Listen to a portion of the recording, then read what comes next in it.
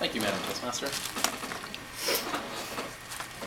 So there I was, a couple of years ago, sitting in my car, driving frantically, veering throughout traffic, avoiding all the red lights, looking out for cops. It was the day before Christmas, and I had just come up with a brilliant gift that I could get my sister in addition to what I already gotten her. This plate with an owl on it. I really love my sister, and she loves owls, and I saw this thing like a week ago, and I decided, you know what, I'm going to get it for her. But of course I didn't get it quite then. I figured I would have time to do it. So here I am, the day before Christmas. I have 10 other things that I need to do before I head back to my parents. I still have to wrap all the gifts, because I got most of them, but of course I didn't wrap them. I still have to do laundry, which is partially done, but then, I should also iron some clothes, because I need to look presentable. And I should also remember not to forget that little dish thing that your parents give you food in when you go visit them, and they always give you something. And then if you don't give it back to them, you know it's just going to be lying around your house for like the next 2 months, and you're just going to forget about it. So all these things going through my head, and I'm sitting there, and I'm driving, and I'm like, okay, I know what times I have, I know when I need to get there, I know when I need to leave. If everything works out perfectly, this is going to be great. Everything's going to work out. And so I'm veering through traffic, and all of a sudden, that's when it happens. This jerk cuts me off. And I have this thought at this time. Being a human being is really hard. And it didn't used to be that way. I mean, think about it. We started off, and being a human being was really easy. You would just lay there as a baby. You would just be a human being. You didn't really do much. But as life progresses, things get complicated. You start learning more about the world. You start experiencing more of it. New things appear, like a younger brother, and then a younger sister. And I don't know how many of you have younger sisters, but it is an unbelievable experience to live through that your entire life. At first, you're kind of curious, because there's this little young lady who is not like your younger brother, and she's new, and she's crying, and she's curious. Then you probably start to hate her at one point, because you're a little guy, you're a little kid, and so you do that. And then throughout your childhood and throughout your teenagers, she just starts to be annoying. Because you want to go do your own thing, you want to go do stuff with your brother, and she's constantly just jumping on you and wanting to spend time with you, and you don't want to do that. You're a guy, I mean, just go do your doll stuff. You know? And so my sister, but over time, when you get to adulthood, you realize that, you know what, I love this girl. I love my sister. You like spending time with her, you think she's an interesting person. For our family, out of a family of engineers, she's the only non-engineer, so she's even more unique and interesting to have conversations and discussions with. And you just develop this brotherly love. And so my sister lives in Poland. I only get to see her once or twice a year, either when I go there or when she comes here. So when she's coming here, I really want to do stuff for her. I want to give her cool stuff. And so it's in this process of trying to get her this really cool gift that this guy cuts me off, and I have this thought. And you know how sometimes something happens and everything stops and things become clear?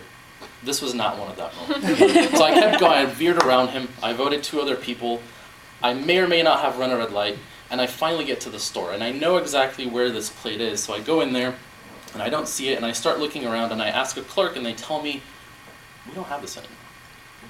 And that was the moment. That was the moment I realized, that crushing feeling of utter disappointment. Not in anyone in particular outside, not in life.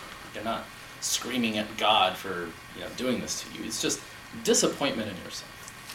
At how much you procrastinated, at how you thought, there's such a disparity between the reality and what you thought your fantasy ideal world would be. And you just have that feeling sinking in lower and lower and lower. And I ended up leaving the store without the gift. I still got her what I had previously gotten her.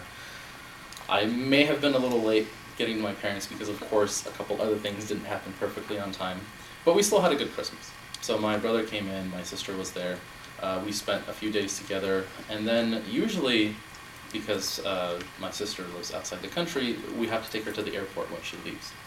And because I live in LA and my parents live a little further away, I usually volunteer to do that, and this year my parents also said, well, we want to come see her off as well, so let's all go. And I decided I was going to go and basically drop her off and stay here, so we decided to take 2 cars. And as we were leaving, my sister tells me, can I drive in the car with Martin? And I say, yeah, sure, okay. And then my mom says, oh, I'll go with you guys. I love talking to you, and it's so much fun to spend time with family and leave your dad to himself. And my sister says, well, can I just go with Martin? And so we spent the next 2 hours driving, talking about life, talking about movies, about TV shows that we were watching, just talking about random stuff. And after 2.5 hours, because we missed the exit a couple times, we get to the airport and she tells me, you know what, this was, out of this entire Christmas, this was like the best time that I had with you. Because I got to spend that time being with you. And I thought of this recently because of 2 things. One, unfortunately, one of my friends had their father pass away during the Christmas holidays. And being here, I don't really have a lot of family that I have close around me. So when our family members back in Poland died, we never really went to the funerals. We weren't really that close to them. And I also didn't have very, very many friends who had people die around them. So this was a very new experience for me. And I wanted to be there for this person. I wanted to, help them. And so I asked someone else who had lost a family member, so what do you do? Like, what do you bring? What do you say? What can you possibly do? And they just said, it's that crushing feeling. There's nothing you can do. This is the worst feeling that you're going to experience in your life. And it's going to suck and it's going to be terrible. And there's nothing that anyone else can do. You just got to be there and show up. And the second thing was, of course, again, we had the Christmas holidays. So my sister was here again, and again, we decided, hey, we're going to drive together to the airport. We're going to let our parents kind of talk to themselves. And again, we had amazing conversations. We talked about our changing lives. She's moving on in her job. She has a boyfriend who may be a fiancé soon. And our parents are getting to an age where we need to start thinking about also taking care of them in the future and helping them out. And whereas in the past, these were chores, now these are more loving responsibilities. And all of this made me really think about this concept of human beings. And in this coming year, I encourage each and every one of you to think about being a human being and not a human doing. Thank you.